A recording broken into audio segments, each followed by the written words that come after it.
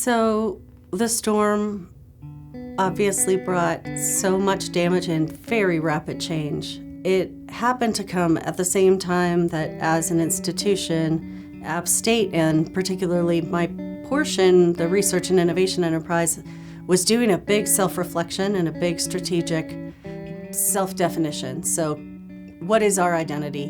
What is our role in our community? And as an institution that's heavily student research engaged and undergraduate student research engaged to a degree most aren't, and very focused on public impact research. How do we impact the region around us and the world around us? What was fascinating is that the answers we got from those faculty were all under this umbrella, which we had identified prior to Helene hitting, of Appalachian thriving and resilience, looking at the past, navigating the present, and designing a better future.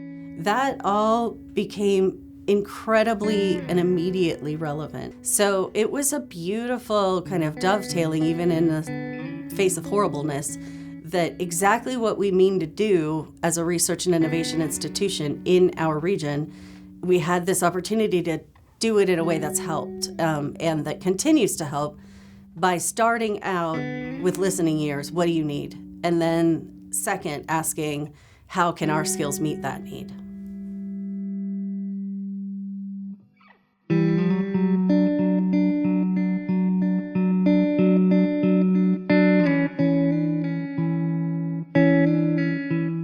Research on our campus has always been interactive, I would say, right? You're not just in a lab. Sometimes people are just in a lab, but here we do a lot of outside research. And so, it was not surprising to me that folks were out there almost on day one starting to think about how they can, what they could learn from the streams and what's happened to the streams and the mudslides and all those things. And the things that they're finding, would never have been found necessarily without having this terrible hurricane come through our area.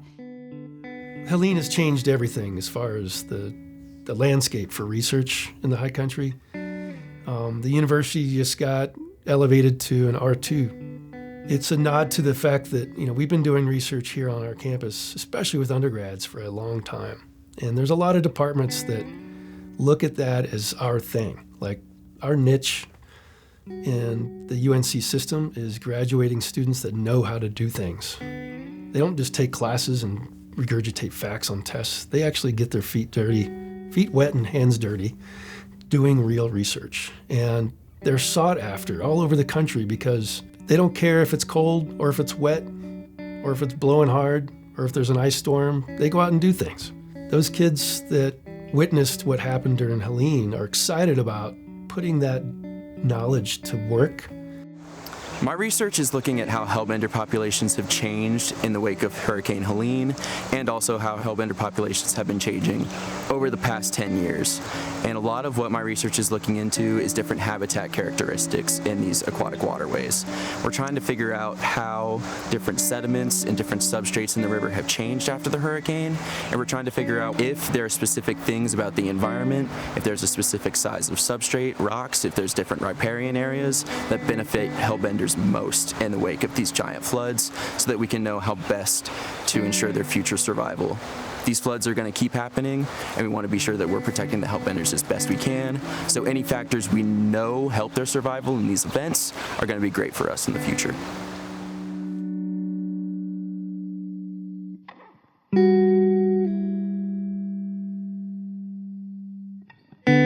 Like many things, there are lots of good outcomes that come from things that are not good things. I think it really has boosted our research capacity to think about how can we make sure that the next time there's a terrible hurricane, which there will be at some point, we are doing all we can to prepare so that maybe we don't have the loss that we had this time. That's the purpose of research, right? Is to grow your knowledge, to hope that you can make things better in the future and learn about what the past was too. Helene has inadvertently created a lot of opportunities, from water chemistry to forest ecology to plant-insect interactions to hydrology, and there's students out climbing up in trees and marking the high water marks, and now they're using fancy equipment to understand just what the discharge of water was, likelihood of future landslides. Energy technologies, advanced construction materials for housing, business for good, storytelling, regional culture capture, ecological biomarkers. Likelihood of birth defects to learning disabilities to anything related to a hurricane impact.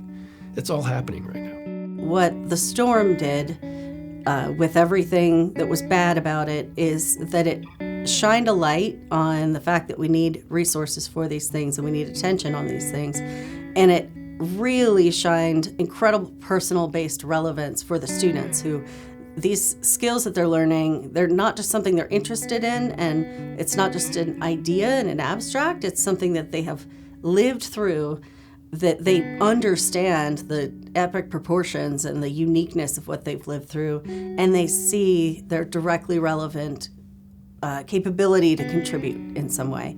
And so you have students doing primary survey collection work to understand health vulnerabilities in rural populations. That is real-time important for us to understand who was affected, who was unable to get help, who was unable to get what they needed. And you have students and faculty involved with understanding what are the grid vulnerabilities that we have and what would it look like to think differently about perhaps microgrids and using our community hubs and schools differently as a part of our kind of infrastructure, right? There's so many different examples, the things like the housing challenges, people who are in our fantastic program in sustainable tech in the built environment, learning how to do creative and advanced construction and different types of industrialized housing to reimagine what it could look like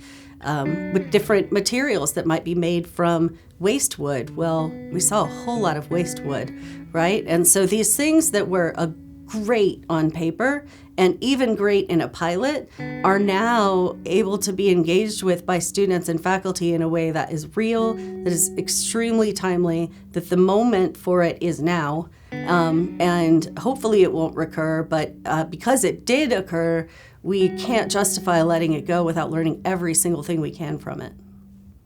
I'm heartened by the amount of and diversity of faculty expertise on our campus. Students are going to really benefit from not just having an educated faculty mentor, but someone that's truly interested in educating an undergraduate.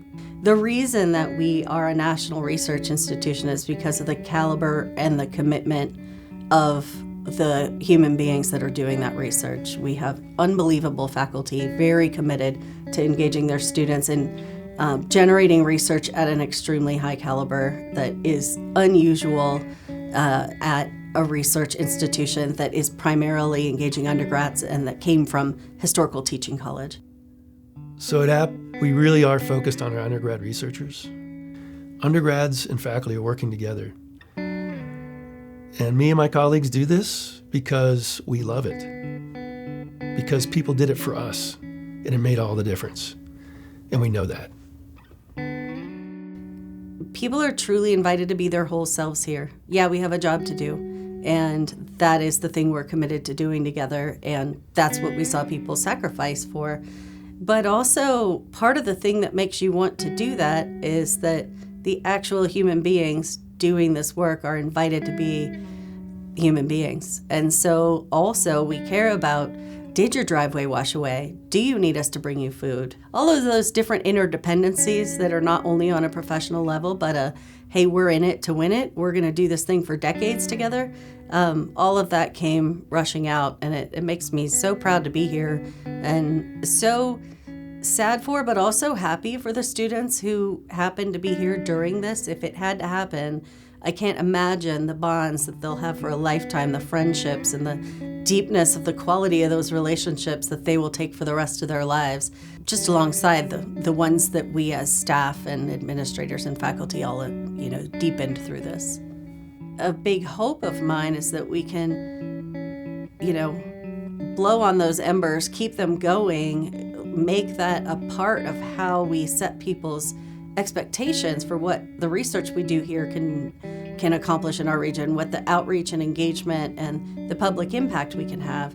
We can do anything together, right? So I think that it kind of gives us this well-earned ambition for what we can accomplish together, what kind of impacts we can have with our research, our education, and just the community fabric that we contribute to. And we had this opportunity to just see it in an acute sense. I think we can also have that as just a latent legacy of our area that we draw on and continue to build.